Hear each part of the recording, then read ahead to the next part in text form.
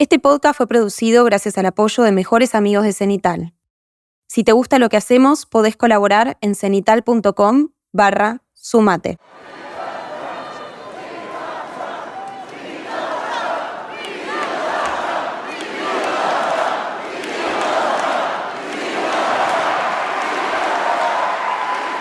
Es miércoles 16 de julio de 2024 y estamos en Milwaukee, Wisconsin, en la convención del Partido Republicano.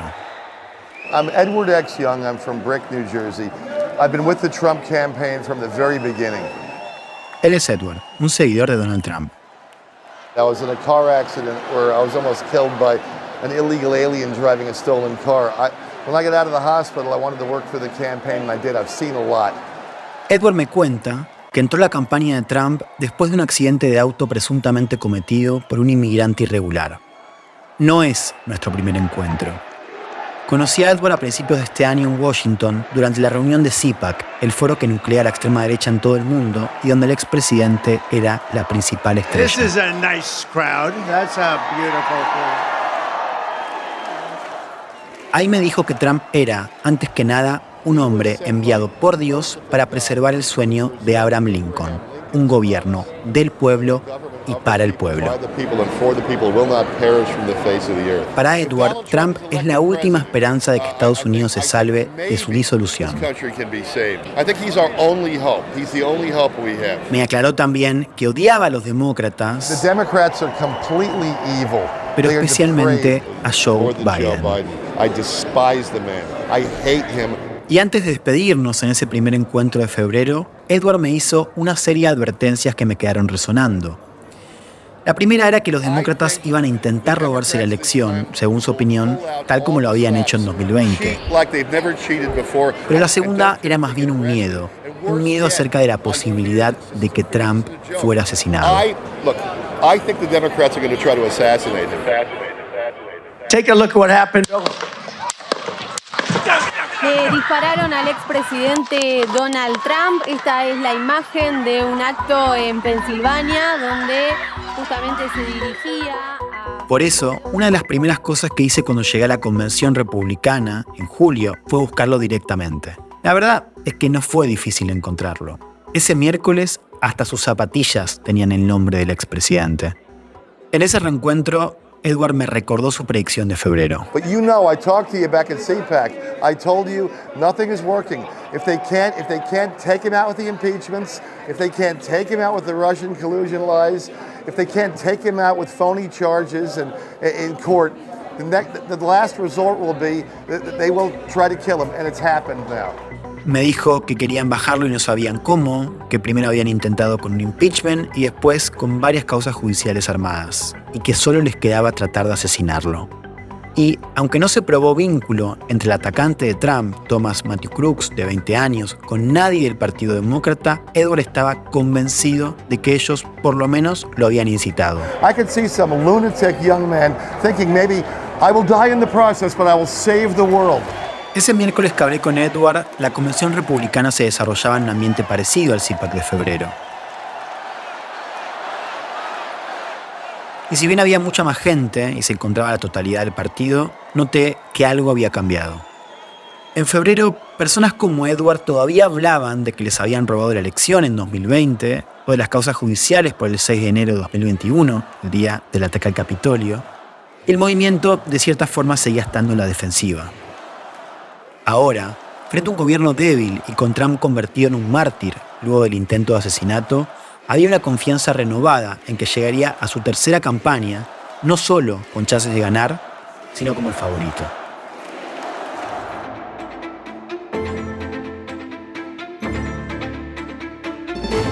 Esto es Último Round, un podcast de Cenital sobre las elecciones presidenciales en Estados Unidos.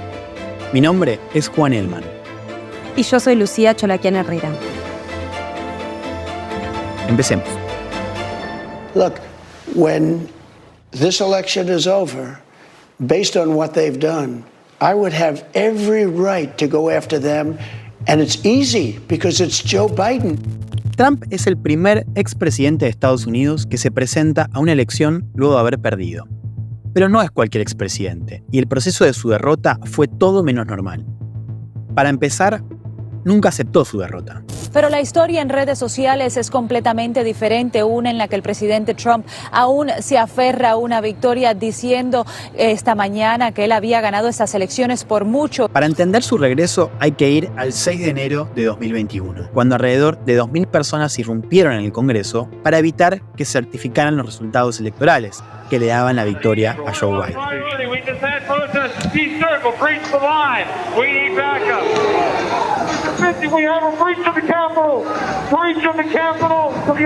Fue el capítulo más violento de una trama que había comenzado meses antes de las elecciones, cuando Trump advirtió, sin pruebas, que iba a haber un fraude masivo a través del voto por correo, un método de votación común en Estados Unidos. If you count the legal votes, I easily win. If you count the illegal votes, they can try to steal the election from us. The only way we're going to lose this election is if the election is rigged. Remember that. El 6 de enero es una suerte de hito. Por un lado, muestra el deterioro democrático de Estados Unidos en los últimos años y al mismo tiempo una pauta de hasta dónde son capaces de llegar los seguidores más radicalizados del expresidente.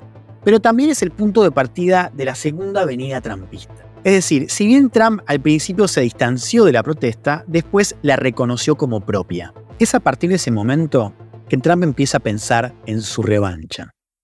Su último raso. I'll do this. I'm going to do this. Let's go. But this election is now over. Congress has certified the results. I don't want to say the election's over. I just want to say Congress has certified the results without saying the election's over, okay? Parecía que la carrera de Trump estaba terminada. Los hechos del 6 de enero fueron condenados por todo el arco político, y el Congreso preparaba un impeachment, el segundo de su presidencia. A Trump le quedaban días en el cargo, pero si el Congreso avanzaba con el juicio político, nunca podría volver a ejercer un cargo público. La Cámara de Representantes ha aprobado el impeachment de Donald Trump con el apoyo de una decena de congresistas republicanos. Algunos medios reportaron en ese momento que varios republicanos pensaban en aprobar el proceso para limpiar al trumpismo del partido. Era para muchos, incluyendo a los donantes, una oportunidad para dejar atrás una etapa que se había vuelto incómoda. Pero Trump sobrevivió al impeachment de manera holgada. Una vez fuera de la Casa Blanca y con menos protagonismo en la discusión pública, debió enfrentarse a un desafío mayor: la justicia. Desde el momento en que Trump dejó la presidencia, tuvo que empezar a responder por algunos de sus actos. En 2 años aparecieron 4 causas judiciales.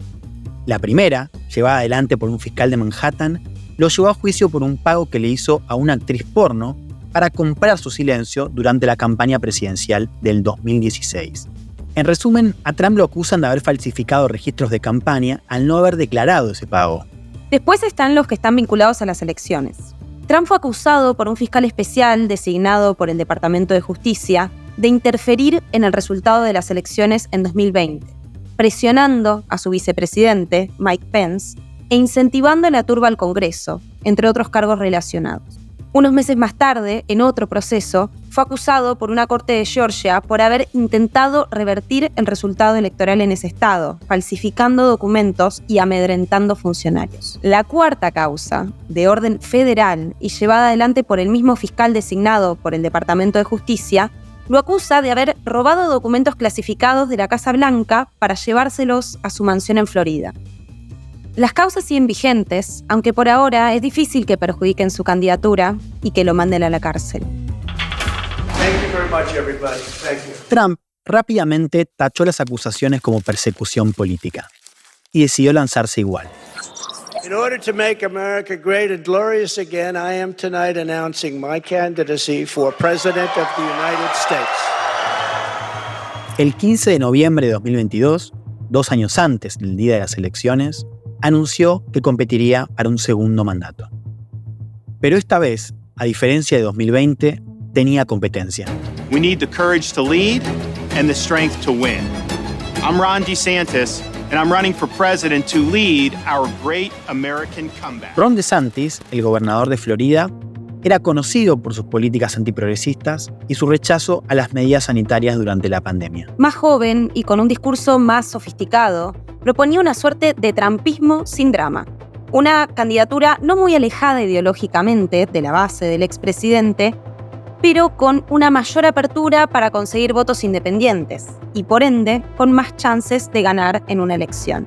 Ron DeSantis is the only guy who stands a chance of knocking Donald Trump off his perch in 2024. Sí, pero Juan, no fue hace tanto que estábamos todos bastante seguros de que el candidato republicano iba a ser DeSantis, ¿no? Y que iba a desplazar a Trump del centro del partido. Pero después lo que pasó fue que Trump se lo llevó puesto. Total, me parece que ahí pasan dos cosas.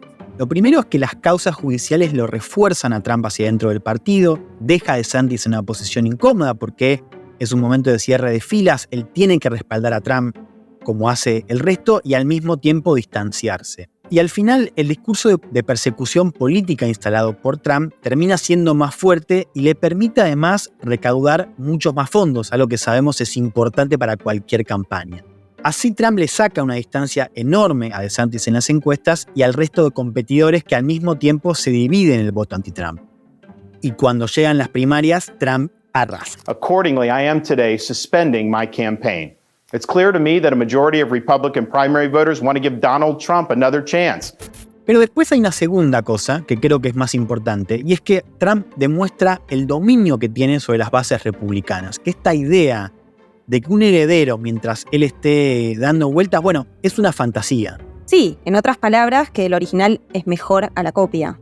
Una de las cosas que me dijo Edward, la voz que escuchábamos al principio, cuando nos conocimos ahí en febrero, fue que la mayoría de los republicanos eran personas y políticos corruptos, que Trump es único. And he's the only one that could do it.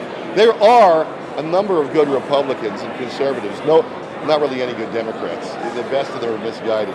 But he's the only one. My name is J.D. Vance from the great state of Ohio. I officially accept your nomination to be Vice President of the United States. Bueno, para empezar a hablar sobre cómo llega Trump a esta campaña, primero tendríamos que hablar sobre su nuevo compañero de ruta, J.D. Vance. Una primera cosa que podemos decir es que es un tipo bastante joven, acaba de cumplir 40 años. Sí, es joven, tiene muy poca experiencia política, o sea, es alguien que llega a ser senador del estado de Ohio en 2022, justamente por el apoyo de Trump. Bueno, él representa una nueva camada de políticos que son nacidos en la era Trump. De hecho, salta a la fama con una autobiografía, Hillbilly Elegy, donde cuenta su historia, que es una historia del interior profundo de los Estados Unidos, un crecimiento en mucha precariedad en el seno de una familia de clase media trabajadora, con una madre con adicciones. Es un perfil bastante diferente al de Mike Pence, que fue el compañero de fórmula de Trump en 2016, y eso de alguna forma marca un cambio de época, ¿no? Sí, a ver, la elección de Vance refleja un poco este nuevo momento, ¿no? O sea, Trump no necesita o no quiere apelar a Washington, no busca gobernabilidad, que era un poco lo que buscaba con Pence, o al mismo tiempo esta idea de ampliar más su base. Trump elige a alguien que marida muy bien con esta apelación cultural que hace al Midwest y hasta Estados Unidos profunda y olvidada justamente por los políticos de Washington. Y también muestra que Trump se siente confiado. Vance no le trae, como decíamos, votos nuevos y su debut en campaña, bueno, no ha sido especialmente prometedor. De hecho, se hicieron virales algunos audios de él diciendo cosas como que las personas que tienen hijos deberían tener más poder de voto que el resto. When you go to the polls in this country as a parent, you should have more power. You should have more of an ability to speak your voice in our democratic republic than people who don't have kids. Let's face the consequences and the reality. También que algunas políticas demócratas son mujeres que tienen gatos en lugar de hijos y llevan vidas miserables. We're effectively run in this country via the Democrats, via our corporate oligarchs, by a bunch of childless cat ladies who are miserable at their own lives and the choices that they've made, and so they want to make the rest of the country miserable too. Vance fue elegido cuando Biden todavía era candidato, y este no es un dato menor. Refleja cómo se sentía Trump a mediados de este año, ya como líder indiscutido de su partido y dispuesto a arrasar en las elecciones. Es que al inicio de la campaña había varios elementos para pensar eso. Trump salió de la convención liderando todas las encuestas a nivel nacional y en todos los estados competitivos. Y en esas encuestas Trump estaba recibiendo, en algunas todavía lo hace, un apoyo novedoso para el partido. Cada vez más latinos y afroamericanos, especialmente jóvenes, están dispuestos a votar por él. Yo no quiero que vengan otros hispanos de cualquier país, así sea de mi país, Perú, y no pague taxes, porque no es fair. Con los vecinos, yo usualmente les pregunto, ¿ustedes tienen valores conservadores? ¿Crecieron en familias conservadoras como la mía? Y esos valores alinean con el Partido Republicano y los valores del presidente. Si otro hispano viene, no paga taxes, roba y vive del gobierno, ahí yo también soy racista, ahí también yo digo fuera.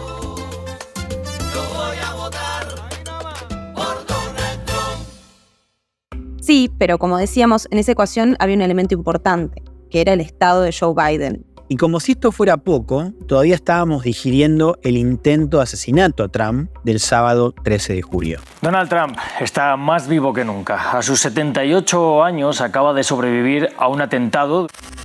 Durante los días subsiguientes, y estuve ahí para verlo, la pregunta en Estados Unidos no era si Trump iba a ganar, sino por cuánto. Doing badly, Joe. You're incompetent. Everybody knows that, Joe. And he's all gaga. Durante la primera parte de la campaña, Trump entendió muy bien qué es lo que tenía que hacer. En cada una de sus apariciones, Trump debía básicamente hablar de la debilidad de su oponente. Era un axioma que estaba instalado desde antes del debate. A la debilidad que transmitía Biden en sus apariciones públicas se le sumaba la presunta debilidad del gobierno en otros temas como, por ejemplo, la frontera, la inflación y la política exterior. Before going any further, I want to say God bless the people of Israel. They're under attack right now. That's because we show great weakness. It would not happen. The weakness that we've shown is unbelievable, and it would not have happened if we were in office. You know that. They know that. Everybody knows that. Trump había encarado esta disputa como una pelea entre él y alguien como Biden, con todas las amenazas que enfrenta a Estados Unidos. ¿Quién te puede defender mejor? If he wins this election, our country doesn't have a chance, not even a chance. Pero una cosa es plantear una pelea contra un presidente de 81 años que no puede hilar 3 frases. Eligible for what I've been able to do with the with the COVID. Excuse me, with dealing with everything we have to do with. Look, if we finally beat Medicare. Y otra es hacerlo contra una mujer casi 20 años más joven que vos, con raíces afro y asiáticas y con experiencia como fiscal. First of all, it's important to remind the former president you're not running against Joe Biden, you're running against me. Kamala Harris es, sin dudas, una candidata mejor preparada para llevar adelante ese mensaje, aunque no sea mucho más popular que Biden. Es una mujer de color en un país con fuertes tensiones raciales, en el que en 2016 se dijo que Hillary Clinton había perdido contra Trump solo por ser mujer. Por eso, una pregunta importante es si podría haber una suerte de backlash contra el perfil demográfico de Harris o, si por el contrario, los ataques de Trump pueden sacar más mujeres e indecisos a votar en su contra. En otras palabras, si esta nueva estrategia de Trump no podría ser contraproducente. En 2021, por ejemplo, Trump llegó a decir, hablando de Kamala, que una mujer no podría ser presidenta en los Estados Unidos. Kamala will not be your first female president.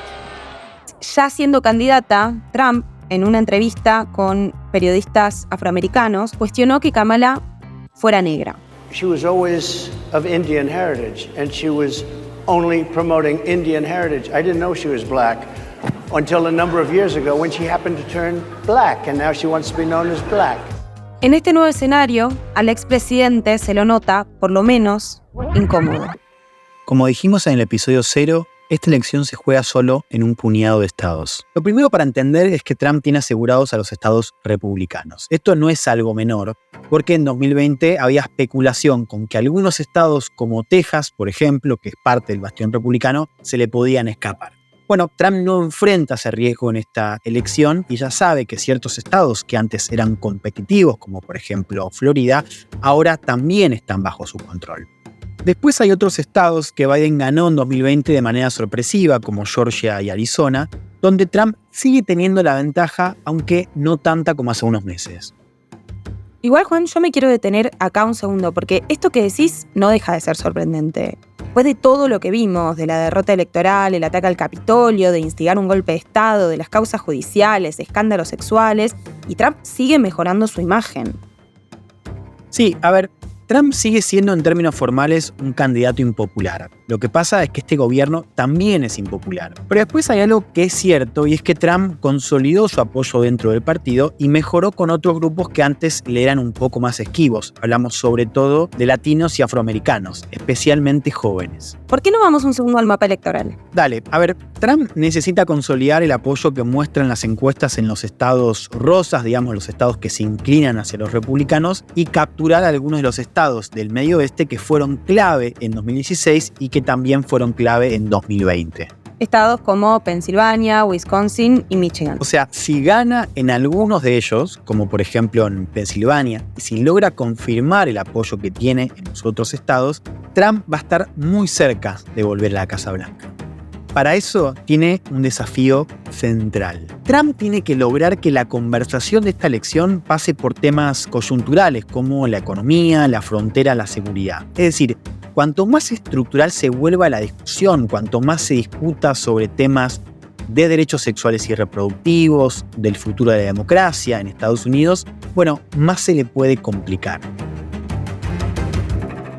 We will defeat inflation and we will make America affordable again. You're going to have an affordable country again. El Trump que gobernó entre 2017 y 2021 era, primero, un hombre sin experiencia política, cuya victoria tomó por sorpresa hasta miembros de su propio equipo, ¿no? Sin un gran respaldo de la estructura del partido y con poco interés en conseguir grandes victorias legislativas. El Trump de ahora promete otra cosa. We are going to start the largest mass deportation in the history of our country. Su agenda es mucho más radical que la de su primer mandato. Habla de deportación masiva de inmigrantes, militares en las fronteras, Guardia Nacional en ciudades con problemas de inseguridad. As president, I will seal the border. I will send them all back to their countries where they belong. También promete desarticular casi toda la política climática de la administración Biden, así como las protecciones a la población trans y a diversidades sexuales. I will ask Congress to pass a bill establishing that the only genders recognized by the United States government are male and female, and they are assigned at birth. Y en una línea parecida, Trump sugirió inclusive cerrar el Departamento de Educación para ceder la gestión a los estados y a los padres de estudiantes. También ha dicho que va a volver a bajar impuestos y aplicar tarifas a importaciones de otros países. At the center of our plan for economic relief are massive tax cuts for workers. Y después, bueno, también están sus cosas de siempre. Trump dice que va a resolver la guerra de Ucrania por teléfono en cuestión de 24 horas y de hecho el año pasado llegó a decir que la terminaría antes de llegar a la Casa Blanca. Before I even arrive at the Oval Office, I will have the disastrous war between Russia and Ukraine settled. It will be settled quickly. Y luego hay otra gran diferencia con sus anteriores campañas. Trump ahora propone un mayor uso del poder presidencial. En una entrevista llegó a decir que a mucha gente le gustaba la idea de un dictador, y unos meses antes, cuando le preguntaron sobre si iba a ser efectivamente un dictador, Trump dijo que solo lo sería el primer día, para cerrar la frontera y aumentar la producción de petróleo. I love this guy. He says, "You're not going to be a dictator, are you?" I said, "No, other than day one. We're closing the border and we're drilling. After that, I'm not a dictator, okay?" Tranqui. Bueno, si esto no luce lo suficientemente distópico, me parece que tenemos que hablar del nuevo compañerito de esta aventura trumpista que se llama Proyecto 2025. So we're going to get into something called Project 2025, a leading conservative think tank is weighing in on what a second Trump presidency might look like. El Proyecto 2025 es un documento de 920 páginas creado por la Fundación Heritage que sienta las bases sobre lo que debería ser una segunda administración de Trump, desde las medidas inmediatas hasta la visión de mediano plazo, pasando por el armado de gobierno. El documento se solapa con algunas de las propuestas de Trump, pero propone una mirada todavía más radical en materia de inmigración, aborto, el desmantelamiento del Estado, e incluye el cierre del Departamento de Seguridad Interior y una reforma estructural al FBI y al Departamento de Justicia. La propuesta recibió tanta atención mediática que el propio Trump tuvo que salir a despegarse, diciendo que no tenía nada que ver con el proyecto y que sus autores eran extremistas. I don't know anything about it. I don't want to know anything about it. Fue tal el revuelo que a fines de julio de este año, el presidente de la Fundación Heritage tuvo que renunciar a su cargo. Soy Gillian King, directora de investigaciones y advocacy para IPAS. IPAS es una ONG que trabaja en el acceso a derechos sexuales y reproductivos.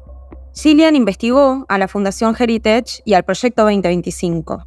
Lo primero que nos dijo es que hay que tomárselos muy en serio. Es el nivel de influencia que la Fundación Heritage tiene en los Estados Unidos y además las conexiones que tiene con la administración previa de Trump. Esas conexiones sugiere un nivel de intercambio y influencia. Entonces, no es como solo una idea en el aire, pero está basado en actividades concretas vinculadas con personas que tienen influencia en Washington, D.C., específicamente con congresistas conservadores.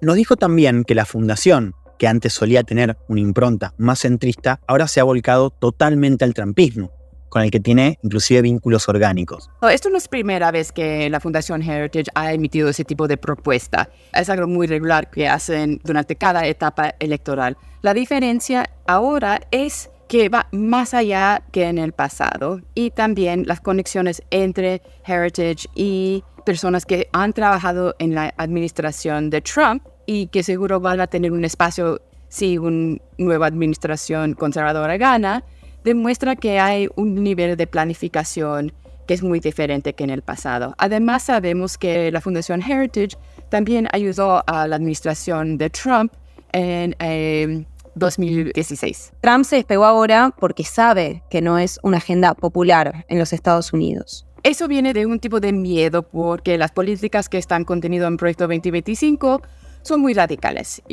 Muchas personas en los Estados Unidos no están de acuerdo con las políticas que están proponiendo en este proyecto. Por eso puede ser que él está tratando de no acercarse, pero esa idea ya está demostrado que es falso porque además de sus conexiones personales, también su vicepresidente, DJ Vance, también tiene muy relaciones cerca con los autores y Heritage Foundation también.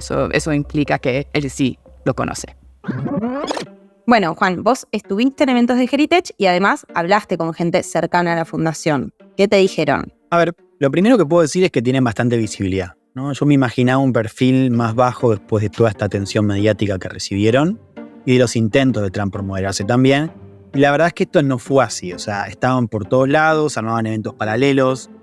En uno de esos eventos hablé con un grupo de asesores republicanos que me explicaron que si Heritage estaba levantando la cabeza era también porque estaban buscando incidir en la discusión y atraer donantes, es decir, que también tienen su propio juego.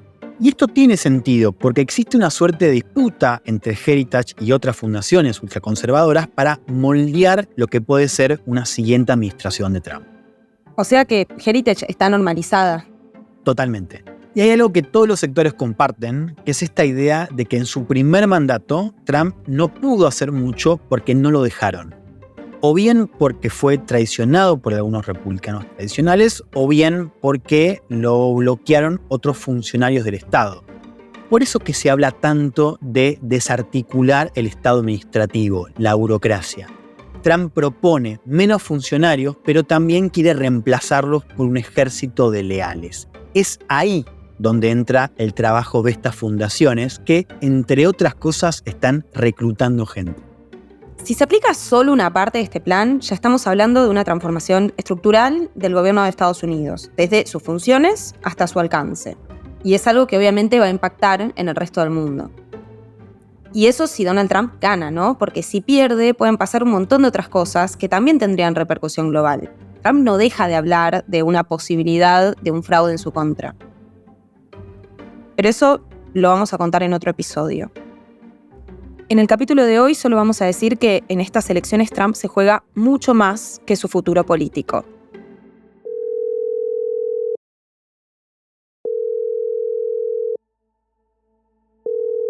Hey Edward, how are you? Doing fine. I had a long day at work, Unos días después de la convención, llamé a Edward para charlar sobre las novedades de la campaña. Todavía se estaba recuperando del largo viaje en auto que había hecho para llegar a Milwaukee. Quería saber qué pensaba de la candidatura de Kamala Harris ahora que el escenario había cambiado. Edward me dijo que había predicho que algo así podía pasar, aunque le sorprendió la forma en cómo se había dado todo. Que los demócratas tenían que sacarse de encima a Biden, que estaba arrastrando a toda la agenda progresista a una derrota. Edward no cree que Biden haya escrito la carta de renuncia a la candidatura, sino que la redactaron por él y lo obligaron a leerla, tal como una escena del Padrino. Como sea, Edward me dijo que no está asustado por la entrada de Kamala, a la que considera, y así me lo dijo, un imbécil. Básicamente que un títere había sido reemplazado por otro títere. Joe Biden may be senile, but Kamala Harris is a moron, and she's not a serious Después volvió a person. decirme que la única posibilidad de que los demócratas ganen es con fraude, que con Kamala igual van a perder. They're losing the whole store. They're losing it. I don't think they'll win with her. I think Michelle Que él, por Obama ejemplo, would be hubiese far estado más asustado si la candidata hubiese sido alguien como, digamos, Michelle Obama. Pero más adelante en la conversación, cuando imaginamos cómo cambiaría la campaña, Edward me confesó que atacar mucho a Kamala, una mujer afroamericana, podría ser contraproducente, básicamente porque la gente ahora, según él, se fija más en el sexo y en la raza que en el carácter. It has brought us completely in full circle. We're now race and sex and sexual preferences are everything, and content of Pero one's sus character esperanzas doesn't estaban matter. puestas, como siempre, en Donald Trump. Ese día que hablamos, Edward estaba a punto de cumplir 65 años. Me contó que, en parte por eso y en parte por otros problemas físicos que venía teniendo, se sentía un poco desanimado y que la convención en Milwaukee lo había básicamente revitalizado. Así que, ya que estábamos llegando al final de la conversación, aproveché y le pregunté qué significaba Trump para él. It has saved my life and brought joy into my Edward me life. dijo que Trump le salvó la vida, que le trajo alegría en un momento difícil porque su esposa había muerto de cáncer y el accidente de auto, del cual hablamos al comienzo, lo había dejado en cama, y que Trump, además de esperanza, le dio buenos amigos. I'm an elected official now, but I have met many fine, wonderful friends, lifelong friendships that I've met in the course Edward of this. encontró en Trump un proyecto de vida donde, ante todo, se divierte. But I got to admit, these rallies are a lot of fun. Este fue el segundo episodio de Último Round, un podcast de Cenital sobre las elecciones presidenciales en Estados Unidos. El guión lo escribimos con Lucía Cholaquian Herrera, el sonido está a cargo de Marco Tonizo y Nicolás Morbelli. Dan Kemper asistió en la producción periodística. Mi nombre es Juan Elman. Y yo soy Lucía Cholaquian Herrera. Hasta la próxima.